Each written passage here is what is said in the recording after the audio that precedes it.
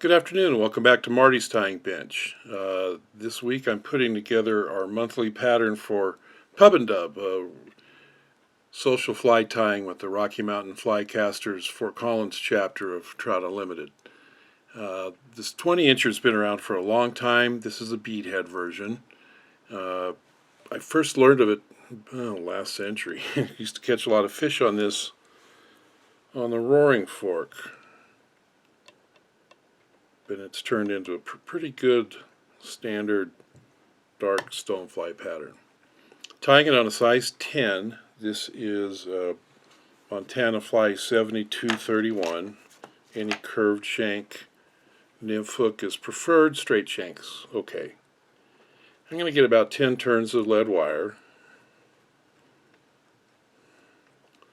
It helps to weight these things because the stoneflies belong on the bottom. They need to bounce around down there.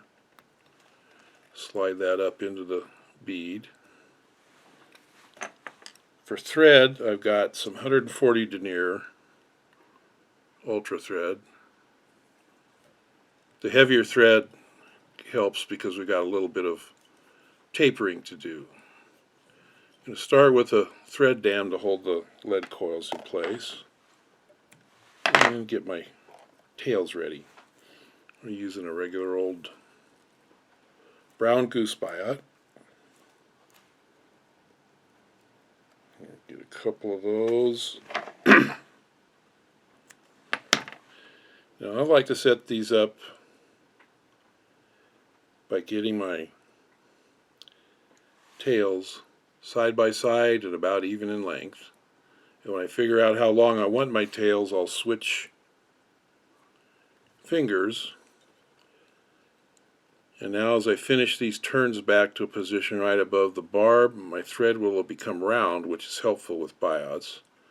Just going to set those things down on my side, and as the thread tightens, move it up onto the top of the hook, and just like that you've got some divided biot tails.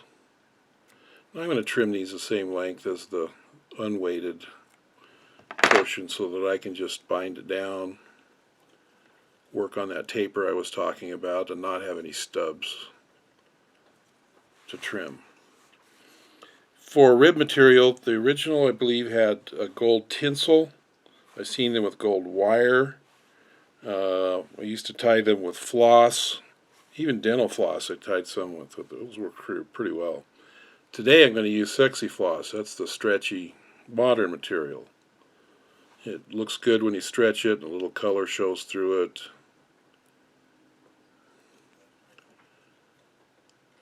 Tie that back down to where the tails start. Abdomen is peacock. I'm going to get about 3 strands of it.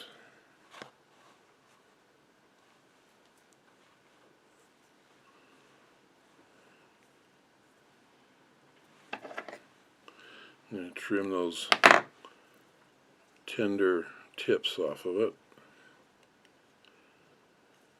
Okay, with this last pass I'm doing any shaping that I need to get the taper up to the width of the lead.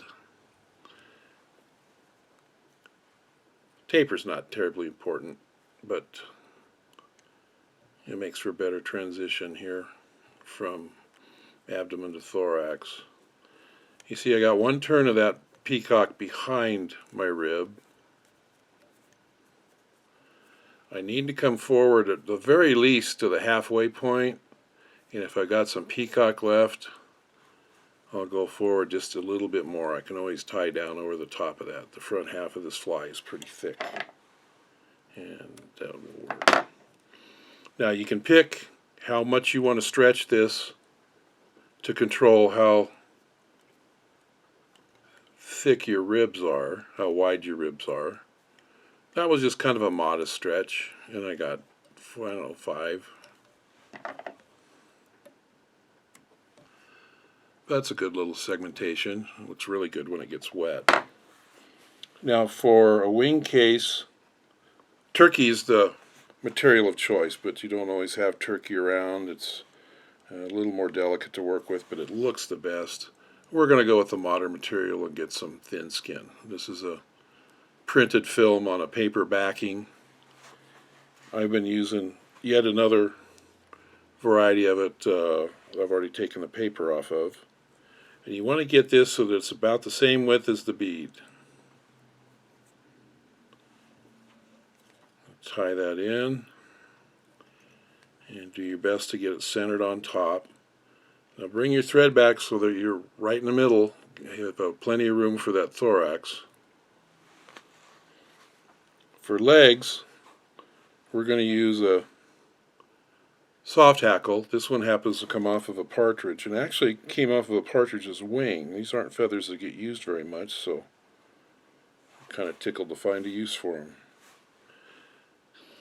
Now I'm going to peel them away until the first fibers here up on top are about the length I want my legs.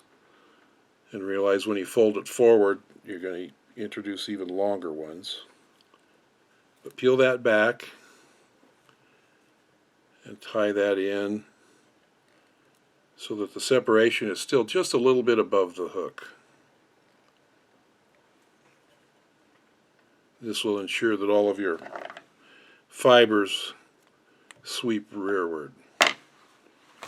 Okay, I could cover that with thread, but I'm going to go straight to dubbing. That'll cover it up. I'm going to use some hare's ear. Any light, spiky dubbing is good. This one I actually shaved all the hair off of some zonker strips and then just chopped them up and blended them with air. Now you want that thorax to be a little bit bigger than the abdomen, so I'm going to add some more dubbing. The bigger you make it, the more you can ensure that your legs stick out to the side rather than get cupped and fold down.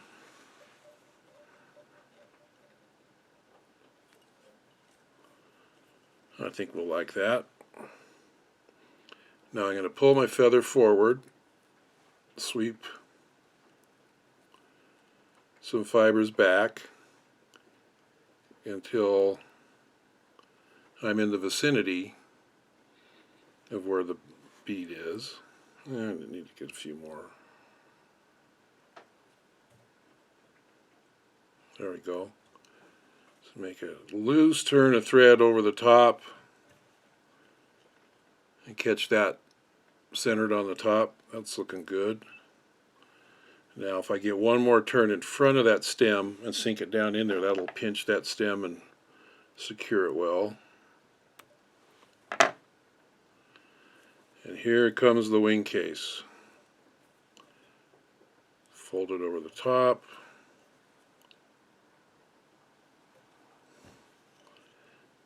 Tie it in. And turn in front. And I'm going to trim it as close as I can get it. I always seem to have some flash sticking up, but that's alright. Going to get a drop of head cement right back there. I could put it on the tying thread before I tie the whip finish to accomplish the same thing. And 3 or 4 turns for a whip finish. And there's your 20-incher. Couple of little different techniques. Takes a while to get the hang of, but very nice way to alternate way to put legs on a fly. 20-incher beadhead.